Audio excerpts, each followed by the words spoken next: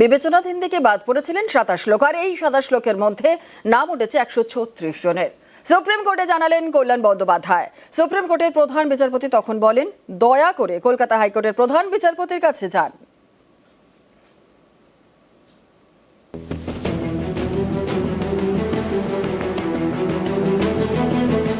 বৃহস্পতিবার পশ্চিমবঙ্গে ছিল প্রথম দফার ভোট, আর শুক্রবার সুপ্রিম কোর্টে হলো বাংলার এসআইআর মামলা। সেখানে মামলাকারীদের আইনজীবী কল্যাণ বন্দ্যোপাধ্যায় বলেন,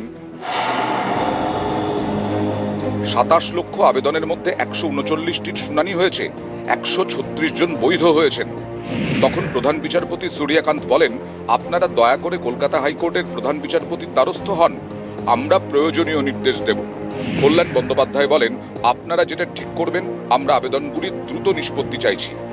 প্রধান বিচারপতি তখন বলেন, কিছু বিষয়ে দ্রুত শুনানির প্রয়োজন রয়েছে, সেক্ষেত্রে কলকাতা হাইকোর্টের প্রধান বিচারপতি অথবা ট্রাইব্যুনালের দ্বারস্থ হন, আর্জেন্সি বুঝে আউট অফ টার্ন শুনানির আবেদন করতে পারেন।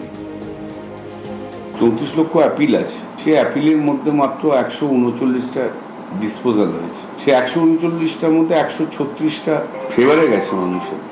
কিন্তু এইরকম স্লো রেট অফ ডিসপোজাল হলে উদ্দেশ্যটা তো যেটা ছিল, সেই উদ্দেশ্যটা তো পালন হচ্ছে না।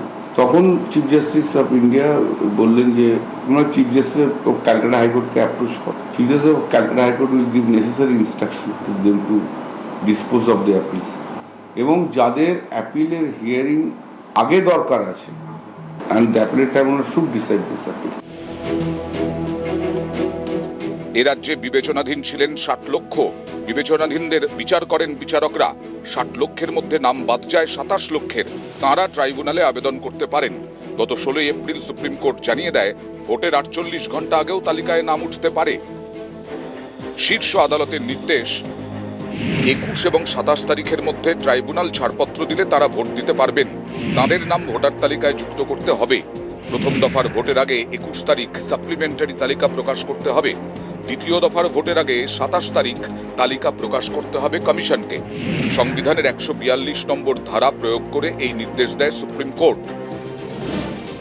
অর্থাৎ 21 এপ্রিলের মধ্যে ট্রাইব্যুনাল ছাড়পত্র দিলে 23 এপ্রিল প্রথম দফায় ভোট, এবং 27 এপ্রিলের মধ্যে ছাড়পত্র পেলে দেওয়া যাবে 29 এপ্রিল দ্বিতীয় দফার ভোট। কিন্তু ট্রাইব্যুনালের ছাড়পত্র পেয়ে কজন আর প্রথম দফায় ভোট দিতে পারলেন, আর কজনই বা দ্বিতীয় দফায় ভোট দিতে পারবেন? নাম তো উঠেছে নামমাত্র। কল্যাণ বন্দ্যোপাধ্যায় এদিন শীর্ষ আদালতে জানিয়েছেন, ট্রাইব্যুনালে নিষ্পত্তি হয়েছে 139 জনের, নাম উঠেছে 136 জনের। এদিন এসআইআর সংক্রান্ত আরও একটি মামলার শুনানি হয় সুপ্রিম কোর্টে। ভোটকর্মীর দায়িত্বে রয়েছেন কিন্তু ভোটার তালিকায় নাম নেই এমন 65 জন শীর্ষ আদালতের দ্বারস্থ হন। সেই মামলায় সর্বোচ্চ আদালতের নির্দেশ, আপনারা সমস্ত যুক্তি নিয়ে ট্রাইব্যুনালে যান, ট্রাইব্যুনাল বিষয়টির পর্যালোচনা করুক। এসআইআর মামলা চলাকালীন পশ্চিমবঙ্গের প্রথম দফার ভোটের প্রসঙ্গও শীর্ষ আদালতে ওঠে। আইনজীবী কল্যাণ বন্দ্যোপাধ্যায় বলেন, প্রথম দফায় রেকর্ড 92% ভোট পড়েছে। পরিযায়ী শ্রমিকরা ফিরে এসেছেন ভোট দিতে। বিচারপতি জয়মাল্য বাগচি তখন বলেন, সবচেয়ে বড় বিষয় হলো হিংসামুক্ত ভোট হয়েছে। প্রধান বিচারপতি বলেন, ভোটে অংশগ্রহণ দেখে আমরা খুবই খুশি। আইনজীবী কল্যাণ বন্দ্যোপাধ্যায় বলেন, প্রায় হিংসামুক্ত ভোট হয়েছে।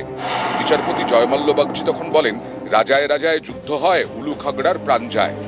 ভার্চুয়ালি সলিসিটর জেনারেল তুষার মেহতা বলেন, প্রশংসনীয় কাজ করেছে ফোর্স। ছোটখাটো ঘটনা ছাড়া মোটের ওপর হিংসামুক্ত ভোট হয়েছে। কল্যাণ বন্দ্যোপাধ্যায় তখন বলেন, এবার ভোটারদের মনে ঢুকেছিল যে ভোট না দিলে আমার নাম বাদ যাবে। তখন সলিসিটর জেনারেল বলেন, কেন ভোট দিয়েছেন সেটা ব্যাখ্যা না করাই ভালো। নিউজ।